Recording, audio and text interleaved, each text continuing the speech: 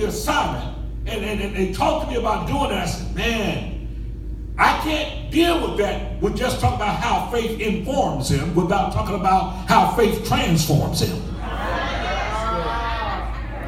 Because if his understanding of his faith informed him the wrong way, I know that the right interpretation of his faith will transform him the right way.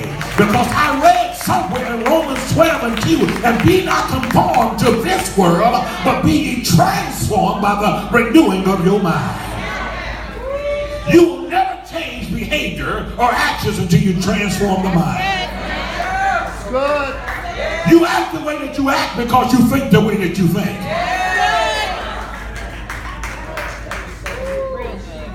That's just true. You act the way that you act because you think the way that you think. That's why it's important how we raise children. How we inform them, because children learn what they live. How many know that? I don't care what you name them, they learn what they live. Dr. Lawton said if children live with criticism, they learn to condemn. If they live with hostility, they learn to fight. If they live with ridicule, they learn to be shy. If they live with guilt, if they live with shame, they learn to feel guilty. Because they learn what they live. And when they learn what they live, they act out what they live. The reason why I know that domestic violence is a generational issue because the fact the batterers and abusers of the day are oftentimes the children who witnessed it yesterday. With that in mind, we have to think about our topic today. It's the fact of domestic violence, the real family values. When did I learn to be abusive? What made me think it was all right?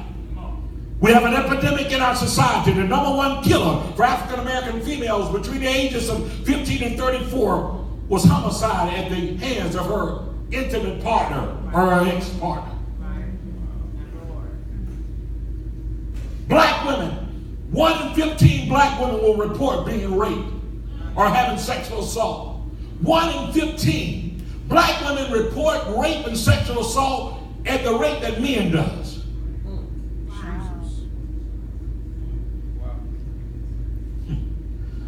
And it's interesting, although black women only really comprise about 8% of the population, understand this. They account for 20% of the intimate partner violence. Our black women, our queens, our rubies, our diamonds, the one that we call queens and princesses, we say that out of one shot of our mouth, but our actions doesn't denote the same thing. Our black women, who have always been what we call double minorities. Their biggest challenge have been not only racism, but sexism. Oh my. It's been both racism and sexism. They was always looked at differently because they was black, and they was always looked at differently because they was a woman.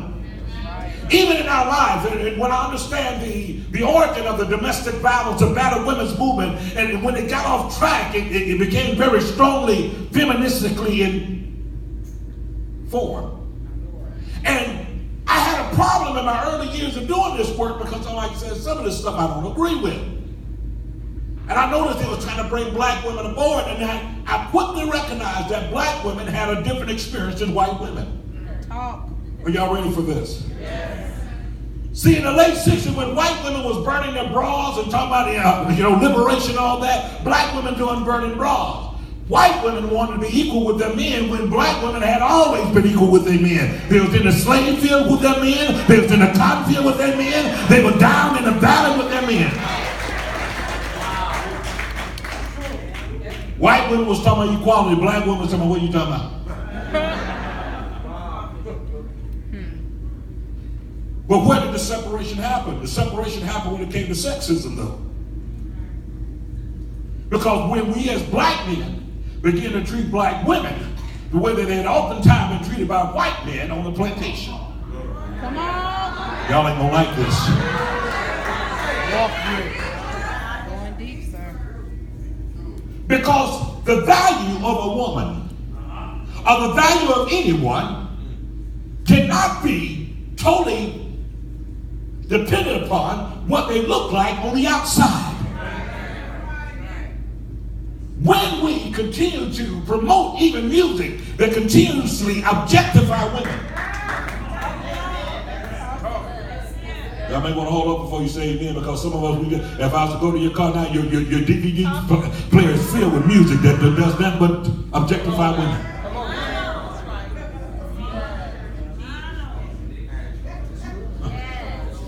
Let me say something.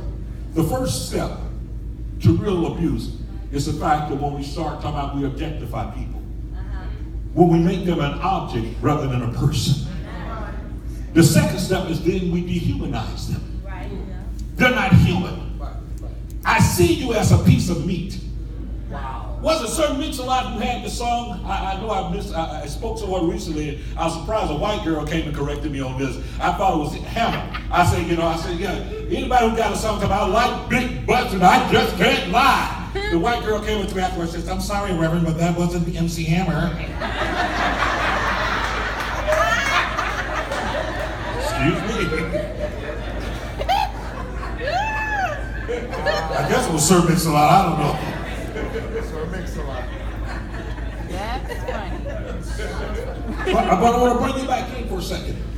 Because see, the way we see, watch it, the way we perceive has everything to do with the way we treat. Amen. Wow, that's good. That's good. If I see you as being less than, I treat you as. Amen. If I see you as not being valuable, then I treat you as. You know, we go around talking about Diamond as a girl best friend and all that. I know what you women think about diamonds. Ain't nothing wrong with that. But have you ever done really the study about diamonds and rubies? Last month I spoke at the women's conference over at Mount Calvary there, and they given their topic about ruby and her price, and they told me the value of a ruby. But I was talking about domestic violence, but it made me really study. And what I discovered was, although diamonds get all the attention in this world, ruby is more valuable than a diamond. Yes, sir. I'm going to prove it to you. Rubies are not only more valuable than a diamond. If you look throughout Scripture, you don't see them mention nothing about diamonds. Proverbs will talk about who can find a virtuous woman, for her price is far above what ruby is. Job speaks about the favor of a woman in terms of a ruby. But then I began to understand why was a ruby so precious. And I found out that why a ruby was so precious was because the ruby, watch this, is part of a group called condominium. And as a result of this, it has gone through not only heat, it has gone through hard weather, Teach us, sir. it has gone through a process that after the earth had split, this goes all the way back down to the flood, that when it all was said and done, the ruby came up the one that was shining the brightest because of what it had gone through. And because it wasn't so readily available.